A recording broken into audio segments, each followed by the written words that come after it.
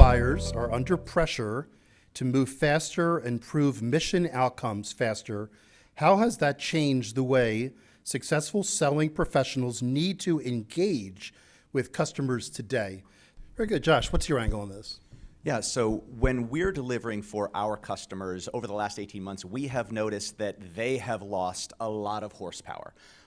One customer in particular that AWS, Carahsoft, and Effectual support together within the Department of Justice, they lost their CIO, both deputy CIOs, 3 of their 8 IT branch chiefs, and 40% of their individual contributors in the same 8 to 12 week period last year.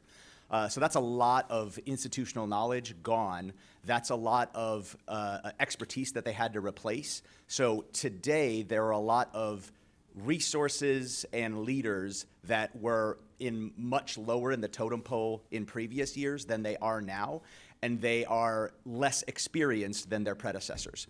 So not only do we have to help them by answering their questions and things like that, we also have to teach them what they don't know.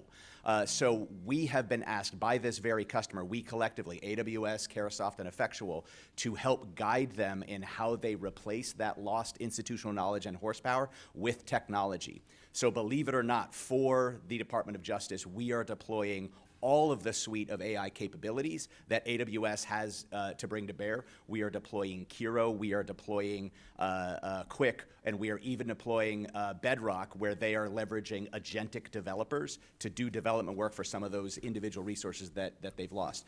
But it's having that expertise that Shannon talked about and Sahar talked about, having that expertise to tell them, knowing what we know about technology, to tell them how they should leverage it, and then it's their decision for what they say yes to, of course, but give them those suggestions, put yourselves in their shoes, and guide them to what the right answer might be. So we hear a lot about ecosystem selling. What does effective partner collaboration really look like in practice between AWS, Carahsoft, SIs, VARs, ISVs, and niche specialists? Yeah, so as a seller and as a business development specialist, one of the things that we see companies make mistakes on is assembling the dream team to achieve a specific ask from a customer, help them achieve their mission, but not making it worth it for each entity that participates in that solution. So of course, there's revenue and margin. Everybody has to make enough from that perspective.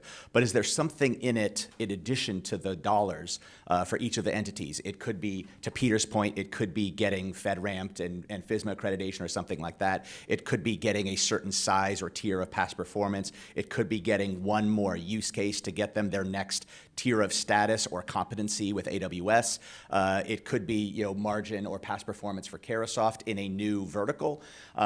We see this as a mistake where many partners who approach us to partner with them, they want us to do it for break even, and they don't want us to be a named partner. If that's the case, there's nothing in it for us. So one of the things that I strive for in every deal that my team puts together is that it's worth it for every one of the partners, and we are cognizant of what we're asking them to do. You're not always going to make a lot of money on every deal, but there should be something in it for each entity that makes it valuable for them. But to Shannon's point, of course, it all has to be focused on that customer mission. Does your solution achieve what they want, and does it even go beyond what they've asked for because of how you've assembled it? All right, so Josh, and I'm going to bring on Shannon after you answer this. Let's get deeper into the last thing that you just said. So customers seem to be less interested in features, specs, all those types of things. And the reality is they can get them within seconds on AI or, of course, the internet, if you will. Yeah. So who here is a selling professional? Every hand should be going up. There you go. Okay, so how do selling professionals reposition their messaging to show the customer that they know the outcomes that they want, right? That they understand not just the stated mission on the web, but really what the customer is trying to achieve. So give us some insights into how they can do that. And Tom's actually one of the experts, global experts on that. So he's going to touch on this when he comes up. And then Shannon as well. What should selling professionals be saying? What should their messaging be to the customer to show not just that they know that, but they're effectively communicating it? Great question. So I'll call this my we, I, us answer. when a selling professional is starting their career, they don't have a lot of personal experience for how their company or how whatever they're doing has been able to be achieved in the past. So they start with the we answers, and they inherit all of the institutional knowledge, past performance, and success that their company, their employer has had. They need to learn those stories about where their company has had success, and then talk about we have done this, we have done that to the customer. And then when they have enough experience under their belt, they have made some successful sales and helped driven those successful outcomes for those customers, those stories become I stories. I have done this for future customers or for past customers. I have helped in these specific areas. And then finally, it's the us. It's taking the we's and the I stories and then translating them into what the customer and the company and you as the sales individual can do together.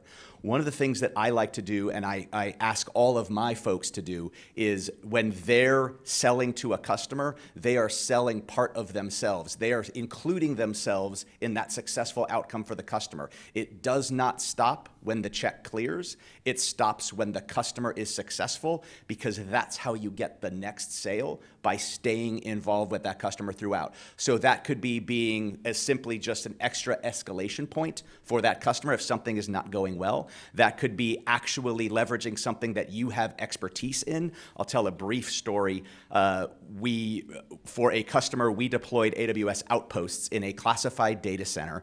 Outposts basically emulate AWS on physical infrastructure provided by AWS to go into the customer's data center. And one of the Outpost racks was shipped with the wrong fiber patch panel pinout, so we could not get the network to work. Option one was wait 3 or 4 weeks for the right Amazon networking specialist to come in and repin that. Option two was the former Marine Tactical Data Network specialist takes off his sport cut, rolls up his sleeve, and repins the patch panels. I did that myself. I happened to have that expertise, and we were up and running that same day. So each of you has a background and experience in something IT that is relevant to the customer. Leverage that and include yourself in those success factors and criteria for how your customer is going to gain value from the solution you're providing. Yeah, Peter and Josh, I'm interested in your thoughts on that. So yeah, again, partners, you both are in the ecosystem, if you will. Let's get some specific thoughts on how do you enable your companies, or what is your recommendation to other partners to more effectively utilize what AWS, Carahsoft, and other entities can provide. Let's get down and dirty into some specifics here. Peter, why don't you go first, and Josh, I'm interested in your thoughts. I would say specialize strategically, specialize intentionally, stretch strategically, and support your friends. So what I mean by that, we've heard from Shannon, we've heard from Sahar, no partner can do everything by themselves. So intentionally specialize in what you're good at. Effectual is very good at AWS, that's all we do. So be intentional about that, and we will tell you if there are aspects of it that we don't do, like we don't do AWS Connect. There are plenty of partners who specialize in just AWS Connect. It's not us.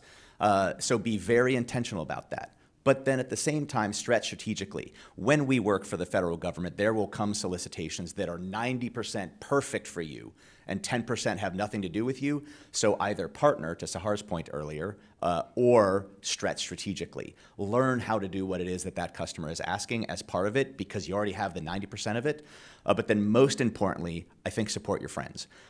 So we've worked with Amazon exclusively as our only ISV and our main technology partner, and then tangential partners that we actually access through Carahsoft, like HashiCorp, like NetApp, and folks like that.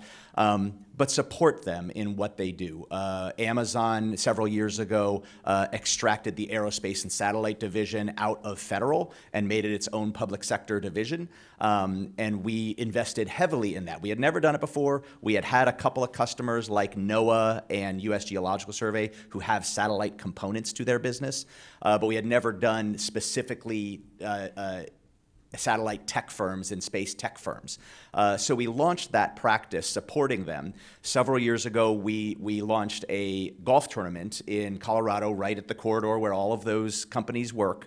We call it Driving to the Moon, and we are now launching our 4th annual golf tournament this October. And we do that with AWS, with Carahsoft, both as Diamond and Platinum sponsors. But we did that to help invest in our partnerships and invest in Amazon and Carahsoft to drive that growth and drive that business. That is one of the fastest growing public sector businesses within Amazon. Now, it started very, very small, so that's easy to grow when you're small. But we're now in year 4 of doing this. And also just next week, we're hosting a partner appreciation event. Next week is Fleet Week. I'm sure Shannon is going to be involved in that somehow. We are hosting a yacht party on the river next to Annapolis, where we are going to watch the Blue Angels perform. And Amazon and Carahsoft are our 2 biggest partners that are coming to just celebrate with us. So invest in those partnerships, invest in those relationships, because that's how you're going to be successful. And I wanted to say something from an earlier question. It is critical that you know how all of your partners will be successful. I touched on that earlier, but it's not only the partner, it's also the people. What makes each of them successful? Are they sellers? Are they business development? Do they get attaboys and attagirls and commission, et cetera, on just onboarding a new partner? Or is it revenue-based? Or is it margin-based? Know specifically what the people you are dealing with, how they deem success for themselves and their career. That's one of the things that I ask my team to do as well. Learn that about everyone at Amazon. Are the team that you're working with, are they a little bit light on their ProServe quota? Are they a little bit light on their AI quota? Are they low on margin? Learn where their struggles are and what you need to help them with. And in doing so, you will make an ally for life. And I really appreciate that at least Carahsoft and Amazon, they are adamant about understanding that as well. That's actually who I learned it from. Give us some of your key thoughts. I know we have a couple other questions here, but since we've talked about so much about what the selling professionals must and should be doing to grow their relationship with their customer, to improve credibility, I'm going to do this, something slightly different. I'm going to start with Josh. We're going to come this way. You're each going to give one chunk of advice. Then we're going to go back, and you're going to give a second chunk of advice. You go with that? All right. Audience, are you okay with that? All right, let's start with Josh. One salient thing that everyone in the room and watching on Zoom must do right now to take their sales career to the next level. Yeah, I would say learn a new corporate success story by the end of next week. I'll tell you a short one for most of you who are Carahsoft in this room. The Government National Mortgage Association, they're a joint customer of ours. They back every VA loan out there, so to the tune of $2.2 trillion in mortgage-backed securities. Through Carahsoft, Effectual sells all of the third-party software that they use on their AWS GovCloud FSMA moderate platform that we built for them. That is a good story that you could learn talking to Clara, talking to Sahar, and things like that. We've got basically any ISV that you can think of that you would use in a FSMA moderate environment, they use. They even use like Datadog and Splunk at the same time, for example. So these are stories that you have to learn so you can regurgitate them. I was just telling the group that I had earlier, those stories and transferring them from we stories to I stories to us stories, that's the key. So everybody in here, especially the junior folks, should learn one new corporate success story that their company participated in and helped drive that success, and then turn that into a we story for yourself. That's great, Peter. All right, so let's swing back, another bit of advice, and write these down. I would say learn how you can be the easy button for your partners and your customers, and then take action on that. So for all of your junior folks in the room, I want you to set a meeting that is customer or program specific at Amazon HQ2 with at least one Amazonian and at least one other partner that you assemble. Again, it can be program focused around AI, around MAP, around VMCCO, around any of the ones that I know you know. But set that meeting, physically go to HQ2 and have one Amazonian that you meet with there and one partner. And then for everybody who isn't Amazon, set a meeting with Amazon, or isn't Carahsoft rather, set a meeting with Carahsoft and with Amazon to drive a conversation. I will say Amazon is struggling just as we all are at figuring out what the new normal is. There are a lot of new assignments. We have a few Amazonians here in the room today, and obviously Shannon was able to join us online. But they are struggling just like we all are. They are the 800-pound gorilla from a CSP perspective for the federal government, but they have new work assignments. They are trying to figure out how to get access to customers that even if you've only been in industry for 1 to 3 years, you may have more connections within a specific vertical than your counterpart at Amazon might. I know the Greenfield team in particular, the person who was covering aerospace and satellite 2 weeks ago is now covering East Coast SLG.